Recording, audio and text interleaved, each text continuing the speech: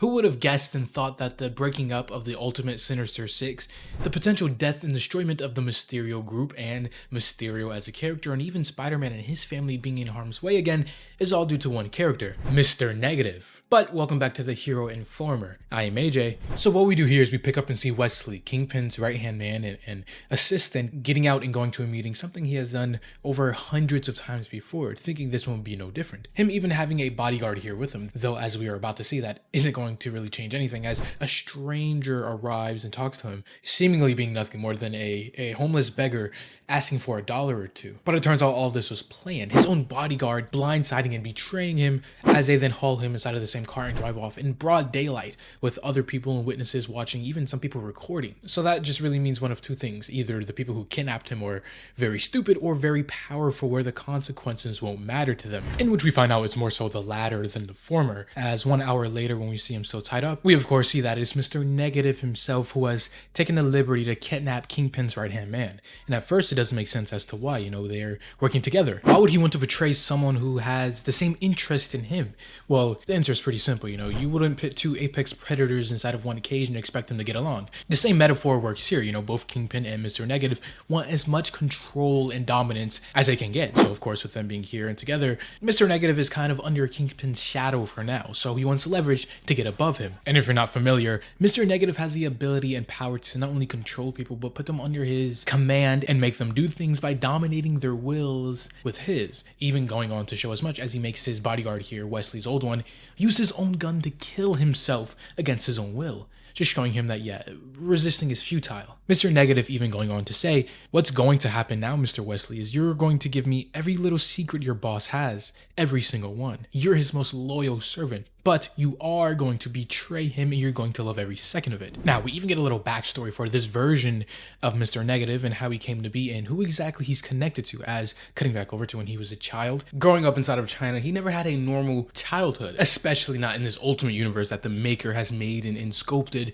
into what it is now. He didn't grow up with parents or going to school like a normal child. No, he grew up with his sister and they were involved in some, let's just say, shady organizations, gang ties. Every dollar they had to their name, they scrapped, fought for, or even stole. But it was just never enough. The person extorting them always wanted more and they could never muster up truly what they owed. But everything did change for them one day when Mr. Negative's powers finally manifested when he was just 8 years old. And you might think, okay, well, he's just a boy. Surely him using this power to influence people and take them over is, nothing more than a child would do. It's just normal, especially being that young in the type of situation he grew up in. He has an excuse at the very least. His sister, on the other hand, who was a grown woman at this point, or a young adult, has no excuse. She's just plain evil through and through. As once he finally showed her his abilities, Mr. Negative originally thought maybe this would be it. Maybe she would be content with a small measure of control, convincing the guy they owed money to forgive the debt they owe. Maybe she would be happy at where they found themselves. But of course not, no. Instead, all she saw was an opportunity. As now using the boy as nothing more than a weapon, she wants revenge. Going back to the same gang leader who she owed money to, and instead now using Mr. Negative's powers to convince him to end his own life, jump off a building, and take himself out. So yeah, pretty dark and twisted stuff to make your 8-year-old little brother do, and definitely set him down the path of being the warlord criminal that he is today. Because years after that, they climbed higher and higher within the criminal underground. Him and his sister eventually gathering so much power in the lines of demons, or a small army, if you will, who either joined by choice or by his own will, forcing them aligned themselves to their cause. Sure, it took years, but they eventually rolled over anyone who stood against them, from corrupt politicians of a rigged global system, their foot soldiers who pretended to be the law, and even fellow criminals who also refused to be part of the unholy machine that ran the world. All of them eventually fell before Mr. Negative's might. All but one, the Kingpin, who, like I said earlier, just like Mr. Negative here, wants the power and control.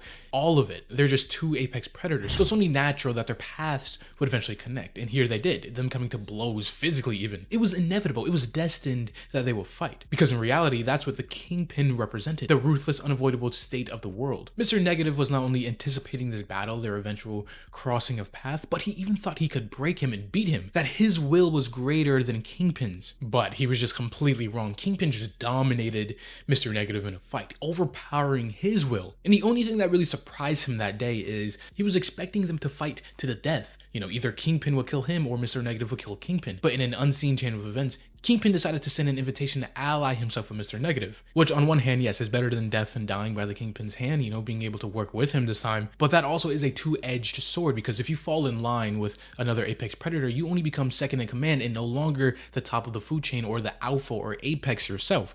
As because him going back to his own army and his own team and to his sister, he admits that he was defeated twice that day. Because on one hand, he joined with Kingpin and eventually would be one of the Kingpin's six, his team of six, the Sinister Six, if you will. In the second way he was defeated was because of his sister, because after he went back and explained everything that happened, his sister already understood it much better than he did. Her going on to say that yes, the Kingpin is a man of vision. He saw what he wanted, and he took it. In the end, Kingpin was a true victor. He got what he wanted, whereas Mr. Negative just had to fall in line to just survive. Martin Lee, or Mr. Negative, even goes on to reveal just how much this decision and eventual turn of events just messed with him. As he says, do you have any idea what that does to someone like him? To sit in a room with your equals knowing one of them bested you, of course referring to Kingpin and the other Sinister Six or team that he has put together. Or even just to sit in a room with your only sibling and know that they have forever dismissed you and looked down upon you. To sit there knowing you should be the one ruling the world and instead be a beggar at the knees of both Kin and Kingpin. So yeah, basically just putting into perspective why people want to portray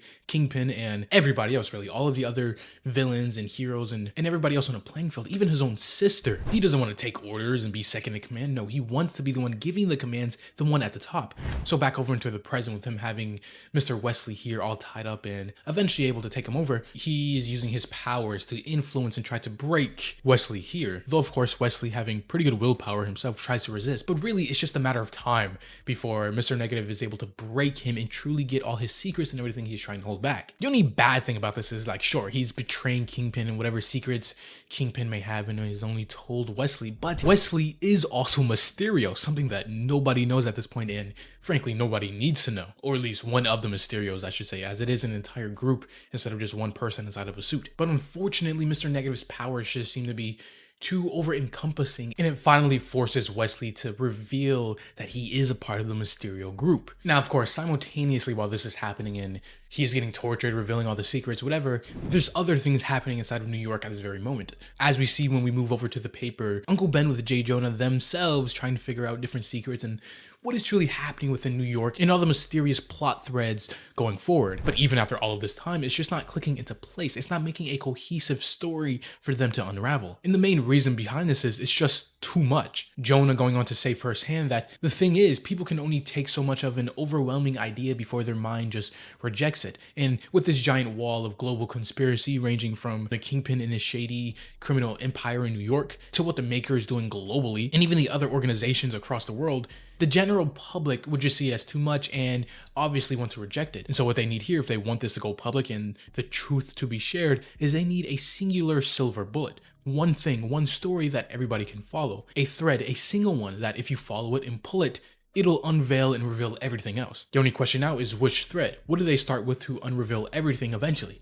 And they settle on Kingpin himself because he is kind of in the center of everything. Or here in New York at the very least. Though if you dig deeper, he has ties to everything in the Maker at large. Likewise though, we cut over to another part of the city and now we see Harry Osborn talking with Dr. Octavius. And for me at least, here are some of the most interesting things that happen in this comic, in this issue, because believe me, we haven't even got to any of the really juicy bits yet. But here we see Osborn talking to Dr. Octavius and telling him that essentially he is having problems between him and Gwen Stacy. Just the overall stress of everything from being a businessman and being perceived dead and being the Goblin and everything that they're fighting against with the Kingpin and stuff. It's just too overwhelming and things haven't been going the smoothest between him and Gwen. So he's coming to Dr. Octavius, of all people, for advice. Though even as he is here, he's just kind of snooping around inside of his lap and picks up a certain jar with a spider in it. Yes, it literally seems to be the same spider that Peter got from Anthony Stark or Iron Man that turned him into Spider-Man in the first place.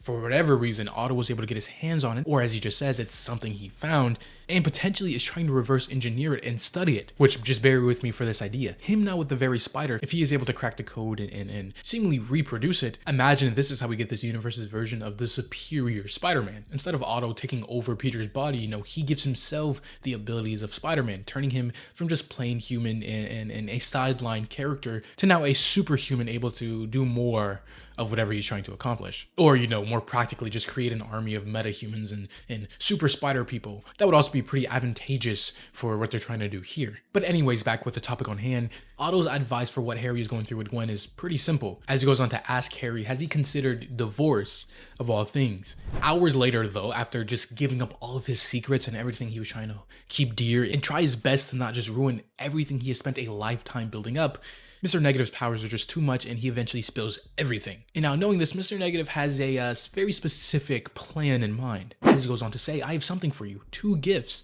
a little gratitude for everything you have given me. The first one being a pair of glasses that lets him record and see everything from his perspective. And the second gift being something not as pleasant, as even thinking about what he is planning to do just makes James Wesley here cry. But Martin Lee just goes on to say that it's okay, there's no need for all of that. Because you don't understand, do you? I have to be bold. The universe demands it. Because that's what real opportunity is, a chance to shape the world into what you want. All very ominous stuff right now, but it's all going to click into place in 1 second. Because now as we flip over to the next day, we pick up with the entire Mysterio group as they're just going over their plans and what they have to do now and what exactly their next steps are for getting rid of Kingpin and just exposing the truth of all the corruption in the world. Among this group is of course the original Mysterio, Quentin Beck, then you have Gwen Stacy herself, of course James Wesley too, and even someone who we've seen previously but didn't truly know exactly who she is, Mr. Negative's sister. Yes, while now older of course, she has been a part of this team this entire time, among a couple of other members of course. Though while they're debating and choosing what path to take forward, suddenly their attention lands on James Wesley because even as Gwen goes on to say, he's been awfully quiet today, and adding to the fact that he doesn't look well at all. He just looks horrified and guilty as things finally get put into place and move into motion. Him going on to break down, to cry, to say that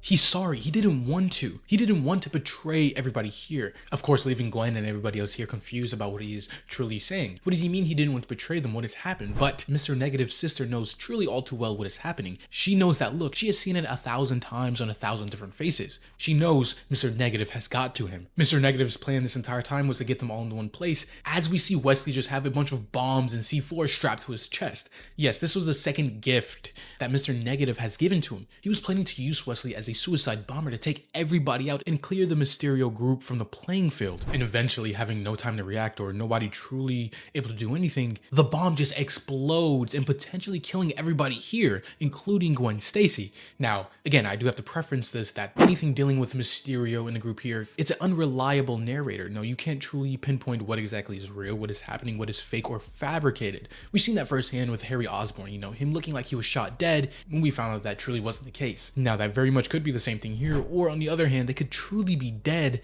at the same time. It's just not known. But what is known that this is just the start of Mr. Negative's plan, because eventually, even though Kingpin is the end game and the final boss for him, he will wait. First, he has to clear all the other distractions on the board. With one stroke, he will erase all of the opposition, friend and enemy alike. No more lies, and certainly no more truths. No more equals, or the duplicitous or traitors among them. And certainly no more foes or the family that they fight for. As we see, Mr. Negative's true plans is to take everybody out, from Black Cat and her father to the traitorous Moment, even Peter and his family. So if this is true and all this is real and can actually happen, Mr. Negative has just set into motion his plan to potentially finally win against everybody here. A crazy turn of events. Like, who would have thought Mr. Negative of all people?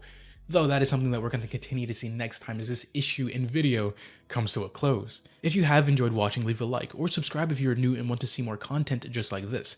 As always, this was AJ here at the Hero Informer, and thank you for watching.